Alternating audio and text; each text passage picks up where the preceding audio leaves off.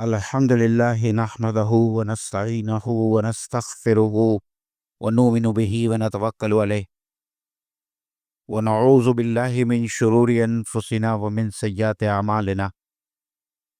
من يهده الله فلا مضل له ومن يضلله فلا هادي له، وأشهد أن لا إله إلا الله وحده لا شريك له، وأشهد أن محمدا عبده ورسوله. وما بعد، قال الله تبارك وتعالى في القرآن المجيد: اعوذ باللہ من الشیطان الرجیم، بسم اللہ الرحمن الرحیم، ربنا حب لنا من ازواجنا وذریاتنا قرۃ اعین واجعلنا متقین اماما۔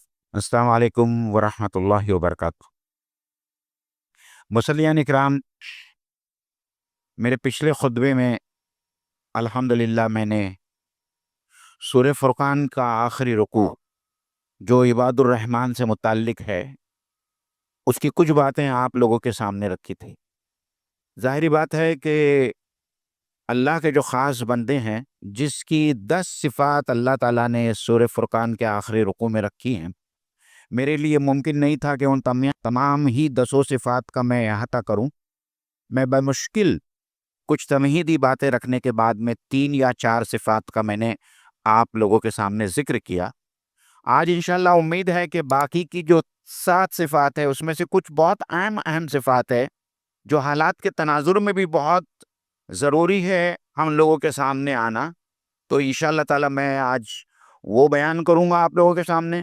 تو صرف آپ کی یاد دہانی کی خاطر اور دہرانے کی خاطر، جو پچھلی جمعہ میں حاضر نہیں تھی، وہ جمعہ جس میں نے خطبہ دیا تھا، اللہ تعالیٰ نے وہ رکوع شروع ہی کیا ہے عباد الرحمن کے نام سے، ٹھیک ہے؟ اور عباد الرحمن الذین یمشون علی الارض ہونا، وہاں سے شروع ہوا ہے یہ رکوع۔ تو اللہ تعالیٰ نے سب سے پہلی صفت جو بتائی ہے، جو اللہ تعالیٰ کے بندے ہے، جو اللہ تعالیٰ کو محبوب ہے، وہ بندے، ان کی پہلی صفت یہ ہے کہ وہ گھمنڈ، تکبر، غرور سے خالی ہوتے ہیں۔ خاکساری ہوتی ہے، ہیوملٹی ہوتی ہے، اور اسی انداز میں وہ چلتے پھرتے ہیں دنیا کے اندر۔ یہ سب سے پہلی بات۔ اور پھر دوسری بات بتائی، وہ نماز کی پابندی کے بارے میں بتائی، اور یہاں خاص طور پر وہ بندے جو اللہ تعالیٰ کے محبوب ترین بندے ہیں، ان کی تہجد کی نماز کا بیان ہوا۔ تو ظاہری بات ہے جو تہجد کی نمازیں پڑھتے ہیں وہ بھلا 5 وقتہ نمازوں کو کس طریقے سے چھوڑ سکتے ہیں۔ تو اللہ تعالیٰ نے یہ بھی بتایا کہ میرے جو خاص بندے ہیں، یعنی ہم اگر اللہ تعالیٰ کے محبوب بندے بننا چاہتے ہیں تو تہجد کا ہم کو کیا کرنا پڑے گا؟ اہتمام کرنا پڑے گا۔ پھر تیسری بات اللہ تعالیٰ نے انہی لوگوں کے بارے میں یہ بتائے کہ اتنا سب ہونے کے باوجود وہ اپنے بارے میں کسی خوش فہمی میں مبتلا نہیں ہوتے کہ ہم تہجد گزار ہے اور ہم ہمبل ہے، خاکساری سے چلتے ہیں، یہ کرتے ہیں۔ اللہ تعالیٰ کہتا ہے کہ وہ ہر وقت اللہ تعالیٰ سے یہ دعا کرتے ہیں کہ ربنا اصرف عنا عذاب جہنم ان عذابہا کان غراما، کہ وہ اللہ تعالیٰ سے یہ دعا مانگتے ہیں کہ اے اللہ تعالیٰ ہم کو جہنم کے عذاب سے بچا لے، کیونکہ اس کا عذاب بہت ہی خطرناک ہے۔ یعنی ان کو اپنے نیکی کے بارے میں، اپنے تقوی کے بارے میں، جیسا ہم لوگوں کو بڑا خناس ہوتا ہے کہ ہم بہت نیک ہیں، ہم بہت پرہیزگار ہیں، ہم 5 وقتہ نمازی ہے، ہماری داڑھی اتنی لمبی ہے اور فلانا ڈمکا، یہ سب تمام چیزیں ہوتا ہے، اور ہم کو یہ خناس ہوتا ہے کہ ہم اللہ تعالیٰ کے بہت محبوب ہے اور جنت کا پروانہ ہمارے ہاتھ میں مل گیا۔ اللہ تعالیٰ نے ایسے بندوں کے بارے میں کہا ہے کہ یہ میرے جو محبوب بندے ہوتے ہیں وہ ہمیشہ مجھ سے ڈرتے رہتے ہیں اور مجھ سے دعا مانگتے ہیں کہ اللہ تعالیٰ ہم کو جہنم کی آگ سے بچا۔ یہ بات تھی، ٹھیک ہے؟ اس کے بعد میں جو آگے کی جو بات ہے، میں انشاءاللہ تعالیٰ اس میں سے کچھ باتیں جو ہے آج بیان کرنے والا ہوں۔ اس میں سب سے پہلی آیت جو آج ہمارے لیے بہت ضروری ہے جاننا، وہ یہ ہے کہ والذین اذا انفقوا لم یسرفوا ولم یقتروا وکان بین ذلک قواما، کہ جب وہ خرچ کرتے ہیں تو وہ خرچ کیسا کرتے ہیں؟ ہماری مالی فینانشیل مینجمنٹ، کہ ہمارے پاس میں جو مال ہوتا ہے، ہمارے پاس میں پیسہ ہوتا ہے، اس کے سلسلے میں ان کا رویہ بڑا اعتدال کا ہوتا ہے۔ اور وہ اعتدال کیا ہے؟ وہ یہ ہے کہ سب سے پہلے یہ کہا گیا ہے کہ وہ اسراف نہیں کرتے۔ آپ کو اسراف کو سمجھنا پڑے گا۔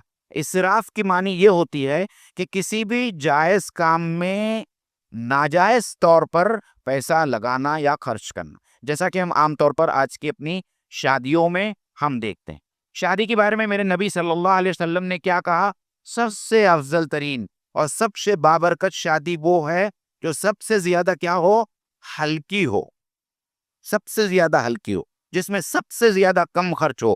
آج ہم لوگوں کے یہاں شادیاں دیکھتے ہیں، شادیاں نہیں ہوتے ہیں، یہ بڑے بڑے ایونٹس ہوتے ہیں، جن کو ایونٹ مینج کرنے والی کمپنیاں کیا کرتی ہے؟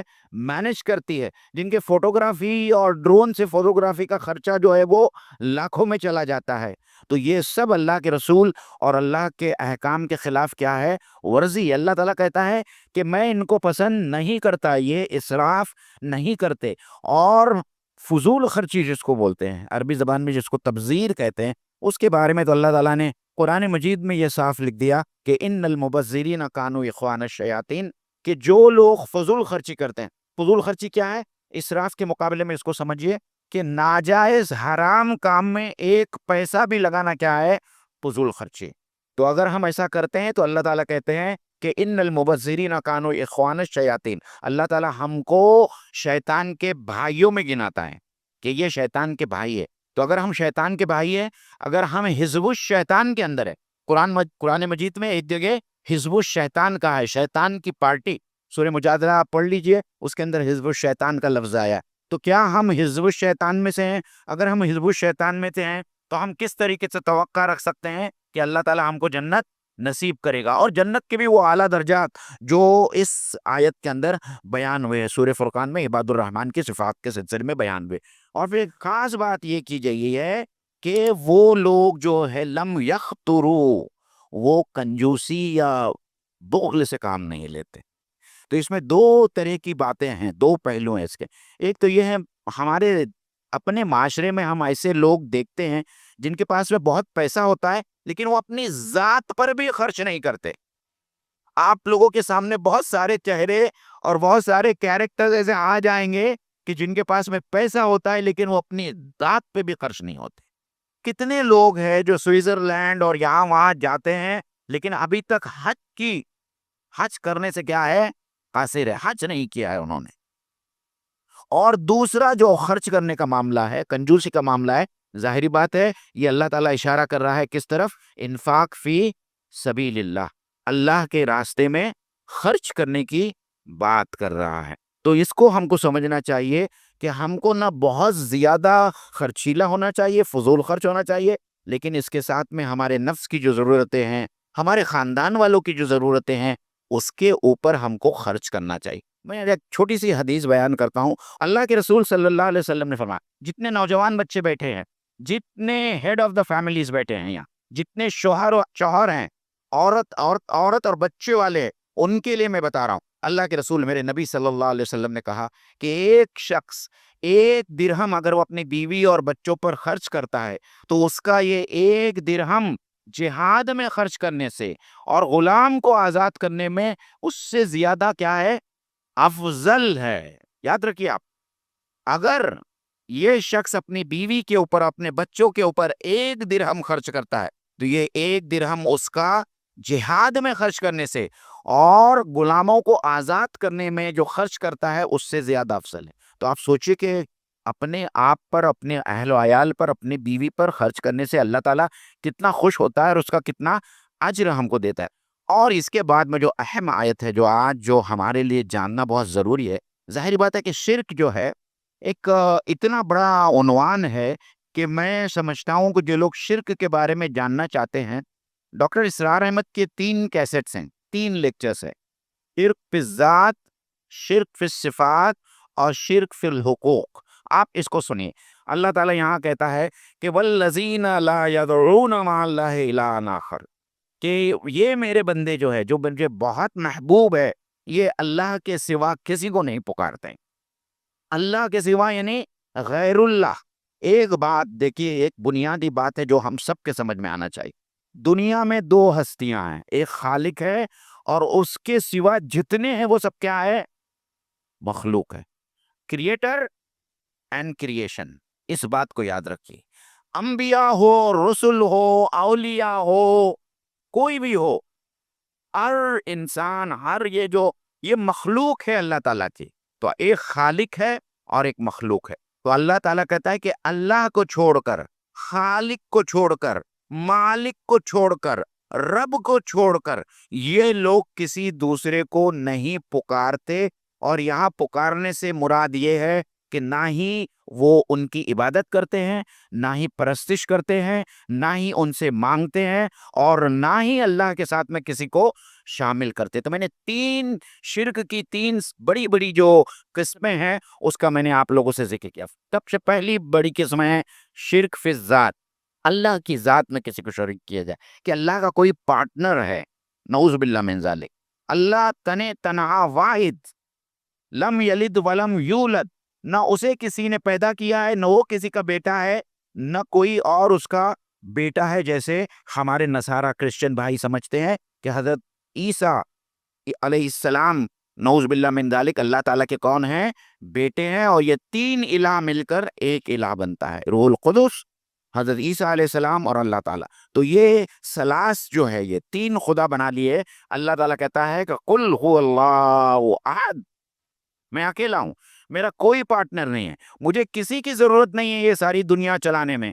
تو اگر ہم کسی انسان کو اپنی عبادت میں شامل کریں، عبادت ایک بہت ہی وسیع تر مضمون ہے، کسی کی عبادت کرنا، کسی کے لیے نماز پڑھنا، کسی سے بہت زیادہ محبت کرنا، کسی سے اتنا پیار کرنا کہ وہ اللہ کے قریب ہو جائے، یا کسی کو اتنا بڑا سمجھنا کہ اللہ تعالیٰ کے قریب پہنچ جائے، یہ تمام جو ہے پرستش اور عبادت کی ڈیفینیشن کے اندر شامل ہے۔ دوسرا اہم، شرک فی الصفات، یعنی کسی دوسرے مخلوق کے لیے کوئی ایسی صفت سمجھنا کہ جو صفت صرف اللہ تعالیٰ کے لیے کیا ہے؟ مخصوص ہے۔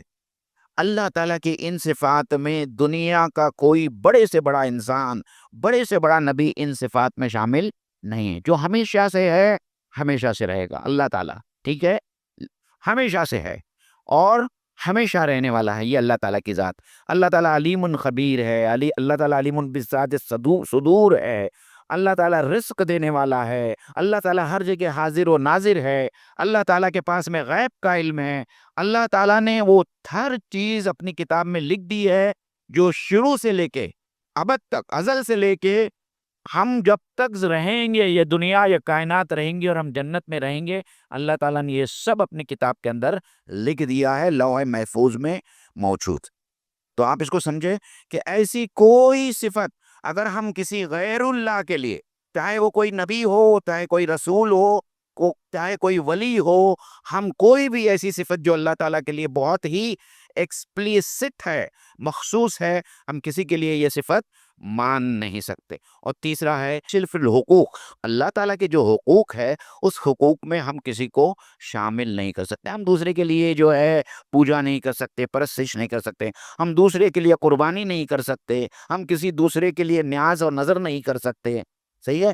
اور بہت اہم بات جس کا ہم سب شکار ہوتے ہیں اور بہت سارے شکار ہوتے ہیں، ہم اللہ کو چھوڑ کر کسی کے سامنے مدد کے لیے کسی کو نہیں پکار سکتے۔ اس بات کو آپ یاد رکھیں، اللہ کے سوائے ہم مدد کے لیے کسی کو نہیں پکار سکتے۔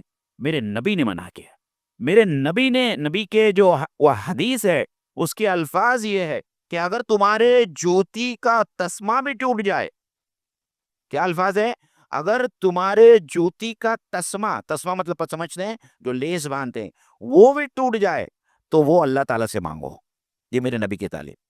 اور آج ہم نہ جانے کتنے غیر اللہ سے اور کیسے کیسے لوگوں سے جو ہے ہم ہاتھ اٹھا کر ان سے مدد مانگتے ہیں۔ یہ شرک فی الحقوق ہے، اور شرک کو جاننا اس لیے ضروری ہے میرے بھائی کہ آپ قرآن مجید میں دیکھیے، سورہ نساء میں بھی ہے، دوسری جگہ میں بھی ہے، اللہ تعالیٰ نے صاف طور پر کہہ دیا ہے کہ جو شرک کرے گا اس کے اوپر جنت حرام کر دی گئی۔ حرام یعنی کتنے بھی آپ عبادت گزار ہوں، لیکن اگر آپ کی ذات سے کوئی شرک کا ارتکاب ہو جاتا ہے تو آپ کے اوپر اللہ تعالیٰ نے جنت جو ہے حرام کر دی ہے، الا یہ کہ مرنے سے پہلے، آخری ہچکی آنے سے پہلے آپ کیا کر لے؟ توبہ کر لے۔ آپ توبہ کر لے، عہد کر لے کہ آج کے بعد سے اللہ تعالیٰ یہ میں شرک کرتا رہا ہوں، لیکن اس کے بعد سے جو ہے میں کوئی شرک نہیں کروں گا، اور ٹوٹلی اجتناب کرے۔ دیکھیے توبہ کے اندر تین چیزیں ہونا بہت ضروری ہے۔ سب سے پہلے شرمندگی، اس کے بعد میں دل سے عہد کرنا اللہ تعالیٰ کے سامنے کہ اللہ تعالیٰ آج سے یہ گناہ میں نہیں کروں گا، اور پھر اس کے لیے کوشش کرنا کہ اس گناہ کی طرف جو ہے وہ ہمارے پیر نہ بڑھنے جائے۔ اور دوسرا یہاں جو آج کل کے نوجوان بچے ولا یزنون، اور جو زنا نہیں کرتے۔ دیکھیے آج کے ہمارے معاشرے میں خاص طور پر نوجوانوں کے لیے ادھیڑ عمر میں بھی وہی ہے، یہ بیماری تو بہت عام ہے ہمارے معاشرے میں، زنا کی بیماری۔ اور یہ زنا کی بیماری جو کیا کہتے ہیں جس کو جنسی بے راہ روی کا جو ماحول پیدا ہوا ہے، اور یہ ماحول جو میڈیا نے پیدا کیا ہے، اور یہ ماحول جو ہمارے معاشرے میں ہے، اس ماحول کی وجہ سے میں ایک بڑے عالم کا ایک بڑا پیارا جملہ تھا جو میں نے بہت پہلے پڑھا تھا کہ آپ صلی اللہ علیہ وسلم کے زمانے میں 5 درہم میں نکاح ہو جاتا تھا، زنا کرنا ناممکن تھا۔ آج 5 درہم میں زنا کرنا ممکن ہے، نکاح کرنا ممکن نہیں۔ صحیح ہے؟ آج جب کسی باپ کو اپنی بچی کا نکاح کرانا ہوتا ہے تو وہ 1 سال پہلے سے کیا شروع کرتا ہے؟ تیاری شروع کرتا ہے پیسے بچانے کے لیے، کیونکہ وہ اتنے ڈھول تاشے اور اتنے سارے کیا کہتے ہیں وہ فائر ورکس اور پتہ نہیں کیا کیا کرتے ہیں، ہزار ہزار 2,000 3,000 آدمیوں کا ولیمہ کھلاتے ہیں۔ تو آج کے زمانے میں اس بات کو سمجھ لیجئے کہ 5 روپے میں یا 500 روپے میں زنا ہو سکتا ہے، لیکن 500 روپے کے اندر نکاح نہیں ہو سکتا ہے۔ اللہ کے نبی صلی اللہ علیہ وسلم کے زمانے میں نکاح اتنا آسان تھا، میرے پاس میں وقت نہیں ہے، اللہ کے رسول صلی اللہ علیہ وسلم بلاتے تھے صحابہ کو اور پوچھتے تھے، اور کبھی کبھی تو آیات کے بدلے میں جو ہے آیات مہر ہوتا تھا دولہے کا، آیات کہ وہ کچھ آیات یاد تھے اس کو، وہ اپنی دلہن کو پڑھا دیتا تھا، سکھا دیتا تھا، یہ مہر ہوتا تھا۔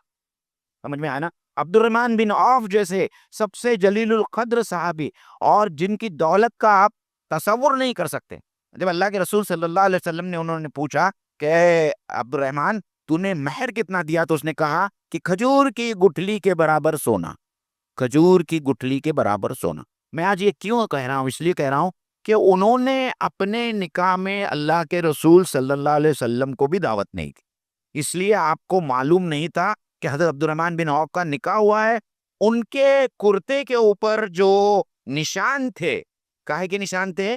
جو خوشبو کے نشان تھے، اس سے پہچانا آپ نے کہ ان کا نکاح ہوا۔ آپ سوچئے کہ کسی صحابی کو اللہ کے رسول صلی اللہ علیہ وسلم سے زیادہ کوئی عزیز ہستی ہو سکتی ہے؟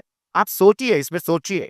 ہم 1 سال سے ہمارے مہمانوں کی لسٹ بناتے ہیں، 1 سال سے، اور شادی کے دن تک وہ لسٹ ہماری کمپلیٹ نہیں ہوتی۔ ارے یہ رہ گیا، ارے یہ رہ گیا، ارے یہ رہ گیا، اس کو نہیں گیا تو اس کو برا لگے گا۔ حضرت عبد الرحمن بن عوف عشرہ مبشرہ میں سے، انہوں نے اپنے نکاح پہ اللہ کے رسول صلی اللہ علیہ وسلم کو بلایا نہیں۔ یہ کتنا بڑا ہمارے لیے سبق ہے، ٹھیک ہے؟ تو یہ زنا کی جو میں بات کر رہا تھا، اس سے شادی پہ آیا، شادی آسان کرنا چاہیے ہم کو، میں زنا کے بارے میں بات کر رہا تھا۔ آج کے جو حالات ہے، یہاں سیکس کوئی تابو ہی نہیں رہ گیا، نہ عورت کو سیکس تابو لگتا ہے، نہ مرد کو سیکس تابو لگتا ہے۔ اور خاص طور پر کیونکہ آج کے سماج میں مانے حمل تدابیر اویلیبل ہے، ایسی وہ تمام ٹیکنیکس اور وہ تدابیر ہم اویلیبل ہے جس سے بیوی کو یا اپنے پارٹنر کو حاملہ ہونے سے روکا جاتا ہے، یا روکا جا سکتا ہے۔ اس کی وجہ سے لوگ جو ہے زنا کرنے میں کیا ہو گئے ہیں؟ بہت زیادہ جری ہو گئے ہیں، بہت زیادہ بہادر ہو گئے ہیں، اور اسی وجہ سے جو ہے بہت زیادہ جو ہے زنا کا معاملہ بڑھ گیا ہے۔ آپ یاد رکھیے کہ زنا بدترین گناہ ہے، اور یہ گناہ کبیرہ میں سے ہے۔ جب تک دانی تنسار نہیں ہوتا، توبہ نہیں کرتا، اور اللہ تعالیٰ کے راستے میں چلتا نہیں، تو آپ کو پتا ہے کہ زانی کی سزا کیا ہے۔ ایک شادی شدہ ایسا ایڈکٹڈ زانی جو ہمارے سماج کے لیے بیماری یا ناسور بن گیا ہے، اللہ کے رسول صلی اللہ علیہ وسلم نے اس کو سنسار کیا ہے، پتھر سے مار کے اس کو ختم کیا۔ یہ اسلامی شریعت ایسے شادی شدہ عادی زانی کی سزا تجویز کرتا ہے۔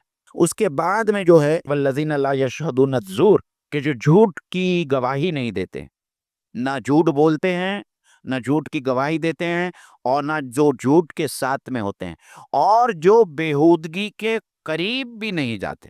تو پہلی بات جو ہے میں بےہودگی کے بارے میں کہنا چاہتا ہوں، اور وہ بےہودگی کے بارے میں کیا ہے؟ اللہ تعالیٰ کہتا ہے کہ وہ اِذَا بِاللَّغْوِ مَرُّوا کِرَامًا، کہ اگر وہ بےہودگی اور فحش اور ایسا لایانی کام، لغو کس کو کہتے ہیں عربی زبان میں اور اردو میں؟ ایسا کام جس سے نہ میرا دینی فائدہ ہو نہ میرا دنیا کا فائدہ ہو، یہ کام جو ہے لہو میں شمار ہوتا ہے، لغو میں شمار ہوتا ہے۔ تو اللہ تعالیٰ کہتا ہے کہ میرا محبوب بندہ جو مجھے محبوب ہے وہ ایسے لا یعنی فضول کاموں میں کبھی بھی شریک نہیں ہوتا، اور اگر کہیں کچھ ایسا کام چل رہا ہے تو بہت شرافت کے ساتھ میں وہ وہاں سے گزر جا رہا ہے۔ ٹھیک ہے میرے بھائیوں، خاص طور پر نوجوان بچوں، ابھی آپ لوگوں کے لیے ایک موقع آنے والا ہے اس لغو میں اور اس فضول خرچی میں اور اس لہو میں شامل ہونے والا، اور وہ کون سا ہے؟ وہ نیو ایئر سیلیبریشنز۔ ہمارے میں سے کتنے نوجوان بچے 31 دسمبر کی رات میں گھر سے نکلتے ہیں، پوری پوری رات جگا کرتے ہیں، پیسے لٹاتے ہیں، شراب پیتے ہیں، بدکاری کرتے ہیں، یہ تمام جو ہے لغو سے بڑھ کر جو ہے یہ تمام گناہ کے زمرے میں آتے ہیں۔ رات کو جاگنا، پیسے برباد کرنا، شراب پینا، بیئر پینا، زنا کرنا، یہ سب لہو کے کاموں میں نہیں ہے، یہ گناہ کے کاموں میں آتا ہے۔ اور ہم میں سے کتنے نوجوان ہیں جو 31 دسمبر کی رات میں معافی چاہتا ہوں، لیکن ہم میں سے اکثر و بیشتر نوجوان جو ہے 31 دسمبر کو نیو ایئر ایو منانے کے لیے جاتے ہیں۔ اگر آپ ان میں سے ہیں تو آج اس مسجد میں آپ توبہ کریں کہ آج 31 دسمبر کی رات میں آپ ایسا کوئی نیو ایئر سیلیبریشن کے لیے نہیں جائیں گے۔ اگر آپ والدین میں سے ہیں تو آپ اس بات کو سوچئے اور انشور کیجئے کہ آپ کا بچہ یا آپ کی بچی ایسے کوئی نیو ایئر ایونٹ کے اندر جو ہے وہ شامل نہ ہو۔ اور آخری بات جو ہے جس سے میں نے اپنا خطبہ شروع کیا تھا، اور وہ تھا جو اپنے رب سے دعا کرتے ہیں۔ کیا دعا کرتے ہیں؟ ربنا ہب لنا من ازواجنا وذریاتنا قرۃ اعین وجعلنا للمتقین اماما۔ دیکھیے کتنی پیاری دعا ہے جو اللہ تعالیٰ نے ہم کو سکھائی، ہم سب کو سکھائی، اور یہ دعا تو سب کو یاد ہونا چاہیے۔ اس کی معنی کتنی خوبصورت ہے۔ اللہ تعالیٰ کہتا ہے یہ لوگ اللہ کے جو بندے ہیں، یہ اللہ تعالیٰ سے دن رات دعا مانگتے ہیں کہ اے اللہ تعالیٰ میری بیوی کو بھی میری نظر کی ٹھنڈک بنا، میرے بچوں کو بھی میری نظر کی آنکھ کی ٹھنڈک بنا، اور مجھے میرا جو گھر ہے یہ صالحین اور متقین کا کیا بن جائے؟ گھر بن جائے، خانوادہ بن جائے، اور میں اس کا امام بن جاؤں۔ یعنی میرے گھر میں جتنے متقی لوگ ہیں اس میں سب سے زیادہ متقی، سب سے زیادہ صالح، سب سے زیادہ نیک کون بن جاؤں؟ اے بیٹا، یہاں ہم کو یہ سوچنا چاہیے کہ ہم جو بہو لانے والے ہیں یا ہم جو بیوی لانے والے ہیں، کیا وہ ہمارے آنکھوں کی ٹھنڈک بننے والی ہے یا نہیں بننے والی؟ یہاں اللہ تعالیٰ نے بہو لانے کے لیے کوئی کرائٹیریا فکس نہیں کیا ہے کہ وہ اتنی خوبصورت ہونی چاہیے یا اتنی پڑھی لکھی ہونی چاہیے یا اس عمر کی ہونی چاہیے یا ہم عمر ہونی چاہیے۔ اللہ تعالیٰ نے ایک بہت سمپل کرائٹیریا مرد کے لیے اور عورت کے لیے دیا ہے کہ عورت کا مرد ایسا ہو کہ جس کو دیکھ کر اس کی آنکھیں کیا ہو جائے؟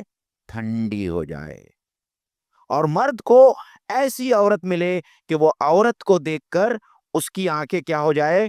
ٹھنڈی ہو جائے۔ صحیح ہے؟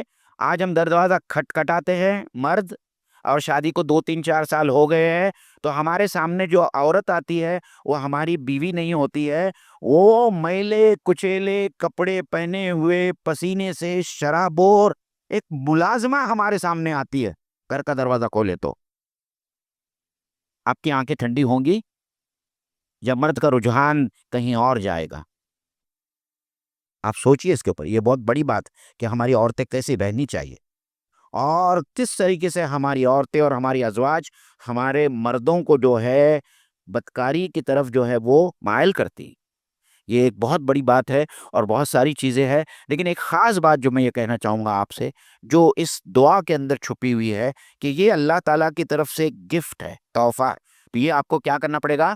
مانگنا پڑے گا اللہ تعالیٰ سے کہ اللہ تعالیٰ میرے بچے بھی ایسے ہوں، میری بہویں بھی ایسی ہوں، میرے داماد بھی ایسے ہوں۔ ٹھیک ہے، ایک بات۔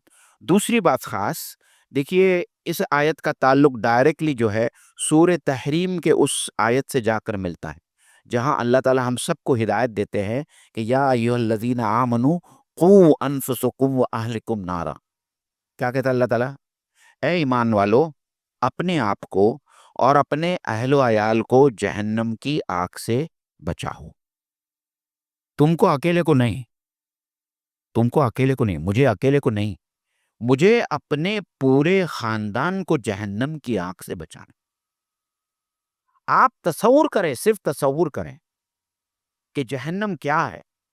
جہنم کا ادنا عذاب یہ ہے جو حضرت ابو طالب کو دیا جانے والا ہے کہ ان کے پیروں میں آگ کی جوتیاں پہنائی جائیں گی اور ان سے ان کا دماغ ایسا ابلے گا جیسا ہانڈی میں کھچڑی ابلتی ہے.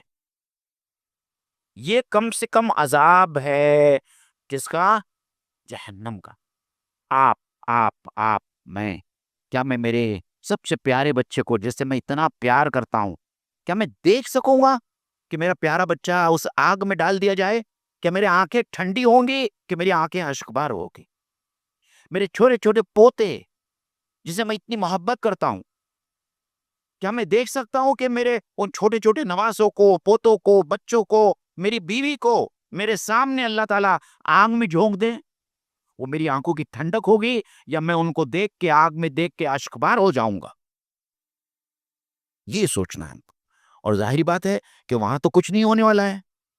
وہاں اگر ان کے ہاتھ میں، بائیں ہاتھ میں ان کو اعمال نامہ دے دیا گیا، مطلب ان کے ہاتھ میں جہنم کا پروانہ آ گیا، پھر وہاں آپ روک نہیں سکیں گے.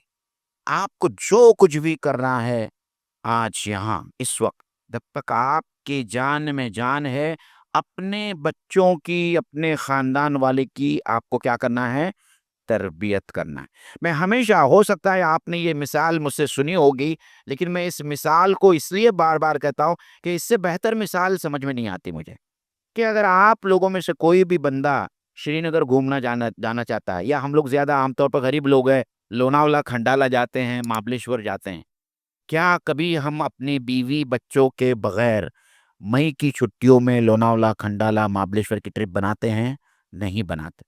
ہم ایسی ٹرپ پلان کرتے ہیں کہ جس وقت میرے بیٹے، میری بہویں، میرے پوتے، میری نواسیاں سب میرے ساتھ اس ٹرپ میں شامل ہوں. صحیح ہے؟ آپ نہیں چاہیں گے؟ کیا آپ کی جنت ادھوری نہیں ہوگی آپ کے بیوی کے بغیر، آپ بچوں کے بغیر، آپ کے پوتوں کے بغیر، آپ کے نواسوں کے بغیر؟ اگر آپ چاہتے ہیں کہ آپ کے بیوی، بچے، پوتے، پاتے سب آپ کے ساتھ میں جنت میں جائیں، تو آپ کو اس وقت سے ان کے اوپر محنت کرنی ہوگی، ان کی تربیت کرنی ہوگی. اور آج کے اس سماج میں تو تربیت بہت زیادہ ضروری ہو گئی ہے، اور اسی لیے ہم لوگوں نے، دیکھیے، یہ میری آخری اپیل ہے آپ سب لوگوں سے. ہمارے معاشرے میں اس وقت طلاق کی شرح بہت زیادہ بڑھ گئی ہے. بیوی اور شوہر کے درمیان تعلقات کشیدہ سے کشیدہ تر ہوتے جا رہے ہیں، اور ایک وقت یہ آ جاتا ہے کہ وہ دونوں خلا اور طلاق کے لیے تیار ہو جاتے ہیں. اگر آپ جامع مسجد کے پاس دارالقضاء میں جائیں گے تو آپ کو پتا چلے گا کہ اس وقت مفتی صاحب کے پاس سے 50 سے زیادہ کیس طلاق اور خلا کے پڑے ہوئے ہیں. 50 سے زیادہ کیس. اور یہ اس لیے ہوتا ہے کہ ہم لڑکے اور لڑکی کی شادی تو کرا دیتے ہیں، اس کی بہت تیاریاں کرتے ہیں. اس کو کون سی ساڑی لانا ہے، مہندی لگانے کے لیے کون آئے گا، کون سے بوٹک میں جا کر میری بیٹی تیار ہو کے محفل میں آئے گی، یہ سب تیاریاں کرتے ہیں. صرف ایک تیاری نہیں کرتے کہ ہم اپنے بیٹی اور اپنے بیٹے کو یہ نہیں سمجھاتے کہ شادی کے بعد میں اس کی اپنے شوہر سے کیا ایکسپیکٹیشنز ہو، کیا اس کے حق ہے اور کیا اس کی ذمہ داریاں ہیں. شوہر کو یہ نہیں معلوم ہوتا کہ اس کی کیا حقوق ہے، اس کے کیا ذمہ داریاں ہیں، اور نہ ہی ساس کو معلوم ہوتا ہے، نہ ہی ننند کو معلوم ہوتا ہے، نہ ہی دیور کو معلوم ہوتا ہے. اور یہ ساس، سسر، دیور، ننندے، اس کے اندر یہ ازدواجی زندگی کی کشیدگی کی جو آگ ہوتی ہے، اس کے اندر کیا ڈالتے ہیں؟ تیل ڈالتے ہیں، تیل. تو ایسا نہ ہو، ہمارا معاشرہ سدھر جائے، اس لیے ہم نے 5 جنوری کو ایک بہت اہم پروگرام رکھا ہے. اور یہ ہمارا ٹارگٹ ہے کہ وہ نوجوان بچے جو شادی ہوئی ہے ابھی ریسنٹلی ان کی 5-6 مہینے میں، یا وہ نوجوان بچے جن کی شادی اب ہونے والی ہے، اب یہاں میں کچھ بچوں کو دیکھ سکتا ہوں، آج نہیں تو کل ان کی شادی ہونے والی ہیں، ایسے بچے اور بچیاں اس پروگرام میں شامل ہو۔ سرودیا ہال کے اندر صبح 9 بجے سے لے کے تو شام کے 5 بجے تک ہندوستان کے سب سے ماہر ایکسپرٹ کاؤنسلر ڈاکٹر مبشرہ فردوس، جس نے ہیومن سائیکالوجی میں پی ایچ ڈی کی ہے اور جو خاندانی کاؤنسلنگ کا کام کرتی ہے، مفتی اشفاق قاضی صاحب جو جامع مسجد بمبئی میں یہ چلاتے ہیں، فیملی فرسٹ نام کا ادارہ چلاتے ہیں جہاں اس قسم کے نوجوانوں کی کاؤنسلنگ ہوتی ہے، حسیب بھائی بھاٹکر اور ایسے بہت سارے لوگ ہیں جو اس پروگرام میں شریک ہونے والے ہیں۔ میری آپ لوگوں سے التجا ہے کہ آپ، اور صرف ایک کپل کا، یعنی شادی شدہ جوڑے کا یا دونوں منگیتر کا یا لڑکی کا ماں کے ساتھ میں یا لڑکے کا باپ کے ساتھ میں، صرف 500 روپے فیس ہے، صرف 500 روپے۔ پورے دن اے سی ہال کے اندر ہم آپ کو اچھا کھانا کھلائیں گے، اور یہ پورا پروگرام جو ہے اس سے لوگوں کی، نوجوانوں کی فکر بنیں گے، اور ہم اللہ تعالیٰ کی ذات سے امید کرتے ہیں آپ ہمارے لیے دعا کیجیے کہ اللہ تعالیٰ اس پروگرام کو کامیاب کرے، اور اللہ تعالیٰ سے یہ بھی دعا کیجیے کہ جو جوڑے وہاں آئیں گے اللہ تعالیٰ ان جوڑوں کو خوشگوار ازدواجی زندگی نصیب کرے۔ اور اس کے لیے آپ لوگوں کی مدد چاہیے کہ آپ کے خاندان میں اگر ایسے جوڑے ہوں گے، ایسے نوجوان بچے ہوں گے، یا آپ کے رشتے میں ہوگے یا آپ کے پڑوس میں ہوں گے، تو انہیں آپ مجھ سے کانٹیکٹ کرنے کہیے، یا سالم بھائی سے، یا اقدس بھائی سے، یا مشل بھائی سے، ہمارے گروپ میں سے کسی سے بھی جو ہے آپ کانٹیکٹ کر سکتے ہیں۔ ہمارے پاس میں کیو آر کوڈ ہے، آپ اس کیو آر کوڈ کو اسکین کریں گے تو آپ کو گوگل فارم آئے گا، گوگل فارم بھر دیجئے، آپ کا رجسٹریشن ہو جائے گا، لیکن 5 جنوری کو ضرور بھی ضرور اس پروگرام میں شامل ہوگی، ٹھیک ہے؟ اللہ تعالیٰ سے دعا ہے کہ اللہ تعالیٰ ہم سب کو بولنے اور سننے سے زیادہ عمل کرنے کی توفیق عطا فرمائے۔ وآخر الدعوانا ان الحمد للہ رب العالمین۔ السلام علیکم ورحمۃ اللہ وبرکاتہ۔